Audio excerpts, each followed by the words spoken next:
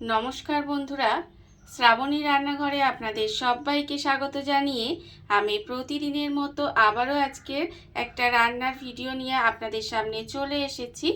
আজকের আমি আপনাদের আতপ চাল আর বিউলির ডাল দিয়ে একটা অসাধারণ রেসিপি বানিয়ে দেখাবো। আশা করি আপনাদের ভালো লাগবে। তার জন্য কিন্তু আমার পুরো ভিডিওটা আপনাদের দেখতে হবে। আর দেখা শুরু করার আগে একটা লাইক দেবেন, ভিডিওটা সম্পূর্ণ দেখে সুন্দর একটা কমেন্ট করবেন আর শেয়ার করতে ভুলবেন না। তাহলে চলুন আজকের আমি চাল আর বিউলির ডাল দিয়ে কি বানাচ্ছি সেটা আপনারা একবার দেখে নিন। রান্নাটা করার জন্য প্রথমে আমি এখানে দেখুন আতপ চাল নিয়ে নিয়েছি আর এখানে নিয়েছি বিউলির ডাল। এখানে আতপ চালটা কিন্তু পরিমাণটা আমি বলে দিই আপনাদের প্রথমে, যে এই বাটিটার 1 বাটি আতপ চাল নিয়েছি আর সঙ্গে নিয়েছি এর অর্ধেক মানে হাফ বাটি বিউলির ডাল। এবারে চাল আর ডালটাকে এখানে প্রথমে খুব ভালোভাবে ধুয়ে তারপরে আমি এখানে প্রায় 4 ঘন্টা মতো এখানে ভিজিয়ে রেখে দিয়েছিলাম।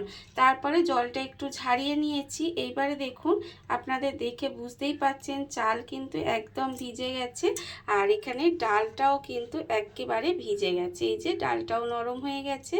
এইবারে এই চালটাকে প্রথমে আমি মিক্সির মধ্যে দিয়ে পেস্ট করে নেব।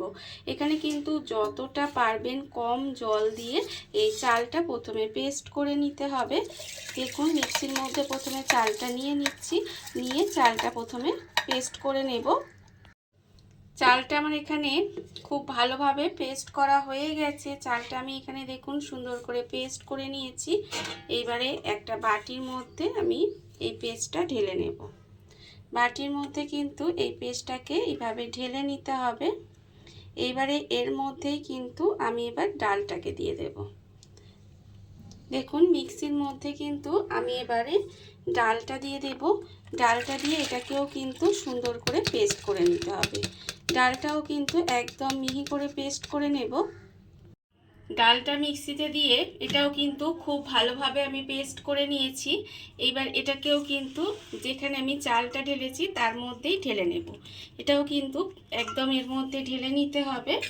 দেখুন আমি যেহেতু চালে জলটা বেশি দিয়েছিলাম তাই ডালে জলটা কম দিয়েছি, দিয়ে এখানে পেস্ট করে নিয়েছি। এবার এই ডালটাও চালের সঙ্গে আমি নিয়ে নিচ্ছি। চাল বাটাটার মধ্যে আমি এখানে ডাল বাটাটাও নিয়ে নিয়েছি, নিয়ে এবারে খুব ভালোভাবে দুটো একসঙ্গে মিশিয়ে নিচ্ছি। দেখুন যাতে এটা খুব ভালোভাবে মিশে যায় সেই জন্য কিন্তু এইভাবে একটু মিশিয়ে নিতে হবে।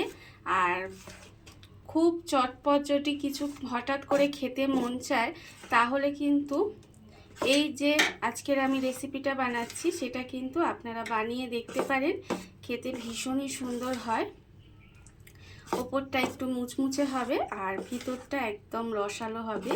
কী যে সুন্দর হয় সেটা আপনারা একবার না বানিয়ে খেলে কিন্তু বুঝতে পারবেন না। দেখুন এটা কিন্তু আর খুব তাড়াতাড়ি বানানো হয়ে যায়, খুব সহজে, খুব বেশি সময়ও লাগে না। চাল ডালটা আমি এখানে খুব ভালোভাবে মিশিয়ে দিলাম। এইবারে আমি এর মধ্যে দিয়ে দিচ্ছি দেখুন আন্দাজ মতো নুন। এখানে কিন্তু যেহেতু একটু মিষ্টি জাতীয় জিনিস আমি এখানে অল্প সামান্য একটু নুন দিয়ে দিলাম। এবারে কি হবে, এতে হচ্ছে খেতে বেশি ভালো লাগবে। এবার এটাকে কিন্তু আবারও খুব ভালোভাবে একটু মিশিয়ে নেব। এইভাবে দেখুন সুন্দর করে হাতা দিয়ে একটু সময় নিয়ে মিশিয়ে নিতে হবে যাতে চাল আর ডালটা খুব ভালোভাবে মিশে যায়। এইভাবে আমি একটু মিশিয়ে নিচ্ছি। দেখুন এটা কিন্তু মেশানো আমার হয়ে গেছে। এবারে এটাকে আমি ঢাকা দিয়ে একটু সময় রেখে দেব। ঢাকা দিয়ে একটু সময় এটা রেখে দেব। আর অন্যদিকে দেখুন গ্যাসটা অন করে আমি এখানে একটা কড়া বসিয়ে দিয়েছি। এবারে আমি কড়ার মধ্যে দিয়ে দিচ্ছি দেখুন চিনি। এখানে কিন্তু 1 বাটি আমি চিনি দিয়ে দিলাম।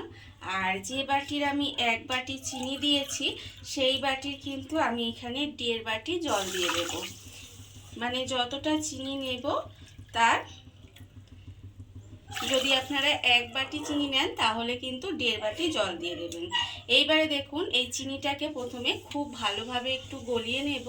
এটাকে কিন্তু খুব ভালোভাবে চিনিটাকে গলিয়ে নিতে হবে। চিনিটা আমার এখানে ভালোভাবে গলে গেছে। দেখুন আমি কিন্তু চিনিটা এখানে ভালোভাবে গলিয়ে নিয়েছি।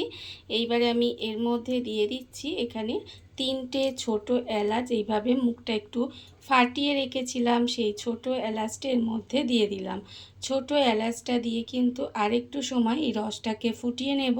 তবে এটা কিন্তু কোনো রকম ঘন রস হবে না, এটা একটু পাতলা টাইপেরই রসটা হবে। একটু জাস্ট ছোট এলাচটা দিয়ে ফুটিয়ে নিতে হবে, তাহলেই হবে। রসটা আমার এখানে রেডি হয়ে গেছে। আর রসটা আপনাদের দেখাই, দেখুন এটা কিন্তু মোটা বা শিরাটা তৈরি হয়নি, এখানে কিন্তু পাতলাই আছে। আর এটা আমার রেডি হয়ে গেছে, আর এর থেকে বেশি কিন্তু আমি ঘন করব না। এবারে এটাকে আমি আলাদা করে রেখে দেব। রসটা আমি আলাদা করে সরিয়ে রেখে দিয়েছি। আর অন্যদিকে দেখুন আবারও কিন্তু গ্যাসের মধ্যে একটা কড়া বসিয়ে দিয়েছি। এইবারে আমি কড়ার মধ্যে দিয়ে দেব সাদা তেল। এখানে কিন্তু বেশ কিছুটা পরিমাণে সাদা তেল আমি কড়ায় দিয়ে দিলাম। দিয়ে তেলটা আমি প্রথমে গরম হতে দেব। তেলটা কিন্তু এখানে প্রথমে গরম করে নিতে হবে। আর এখানে যতক্ষণে তেলটা গরম হচ্ছে ততক্ষণ দেখুন অন্যদিকে আমি যেটা মানে চাল আর ডালের ব্যাটারটা আমি এখানে একটু নুন দিয়ে ভালো করে মিশিয়ে কিছুক্ষণ রেখে দিয়েছিলাম, সেটাও কিন্তু এখানে একটু সময় রেস্টে রেখে দিতে হবে। তারপরে দেখুন এটা কিন্তু আমি এর মধ্যে দিয়ে দেব একদম 1 চিমটি খানিক একটুখানি খাবার সোডা, অল্প একদম একটুখানি খাবার সোডা দিলাম। দিয়ে এবার এটাকে আবারও কিন্তু খুব ভালোভাবে মিশিয়ে নেব। এটা কিন্তু আর জল দেব না, এইভাবে খুব সুন্দর করে এটাকে মিশিয়ে নিতে হবে। খাবার সোডাটা দিয়ে আমি কিন্তু খুব ভালোভাবে এখানে মিশিয়ে নিয়েছি। আর অন্যদিকে দেখুন এখানে কিন্তু তেলটাও আমার যে গরম হতে দিয়েছিলাম, এখানে কিন্তু তেলটাও গরম হয়ে গেছে। এইবারে আমি যেটা মিশিয়ে রেখেছিলাম তার থেকে এরকম অল্প অল্প করে দেব, দিয়ে এটাকে কিন্তু ভেজে নেব। দেখবেন খুব সহজে খুব তাড়াতাড়ি হয়ে যায়। আর খেতে তো একবার না বানিয়ে খেলে কিন্তু আপনারা বুঝতেই পারবেন না যে এটা কতটা টেস্টি হয়। দেখুন এইভাবেই কিন্তু অল্প অল্প করে দিয়ে একটা মানে যেভাবে আর কি বড়ার মতো আর কি বানিয়ে দেব। এইভাবে অল্প অল্প দিয়ে দেব। এবারে কিন্তু এটাকে একটু উল্টিয়ে পাল্টিয়ে লাল লাল করে ভেজে নেব। উল্টিয়ে পাল্টিয়ে লাল লাল করে ভেজে নিতে হবে। এগুলো দেখুন আমি কিন্তু এখানে উল্টিয়ে পাল্টিয়ে একটু লাল লাল করে ভেজে নিচ্ছি। আর এগুলো কিন্তু একটু লাল করে ভেজে নিতে হবে। গ্যাসটাকে একেবারে লোতে দিয়ে দিয়েছি। লোতে দিয়ে একদম সুন্দর করে এগুলোকে একটু সময় নিয়ে ভেজে নেব। দেখুন আমি কিন্তু এইভাবে একটু ভেজে নিচ্ছি। আর ভেজে নিয়ে কিন্তু রসটা হালকা ঠান্ডা থাকবে, মানে রসটা তো আমি আগে করেছি, তাই একটু রসটা হালকা হালকা ঠান্ডা হবে, মানে হালকা গরম থাকবে আর কি। একেবারে পুরোপুরি তো ঠান্ডা হয়ে যায়নি, একটু একটু গরম থাকবে। সেই অবস্থায় এগুলো কিন্তু রসের মধ্যে দিয়ে দেব। দেখুন এগুলো কিন্তু আমার ভাজা হয়ে গেছে। এবারে এগুলোকে তেল থেকে তুলে এবারে সরাসরি আমি রসে দিয়ে দেব। এখানে রসে দিয়ে দিলাম। আর আবারও কিন্তু এর থেকে এইভাবে তুলে নেব।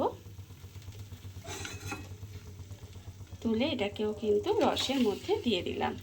দিয়ে আবারও কিন্তু এই তেলের মধ্যে একে একে এগুলো দিয়ে আস্তে আস্তে কিন্তু ভেজে নিতে হবে। এইভাবেই কিন্তু সমস্তগুলো আমি ভেজে নেব। ঠিক একইভাবে কিন্তু সমস্তগুলোকে ভেজে নিতে হবে। এইভাবে ছোট ছোট করে দিয়ে আমি কিন্তু গ্যাসটাকে একেবারে লোতে করে দেব।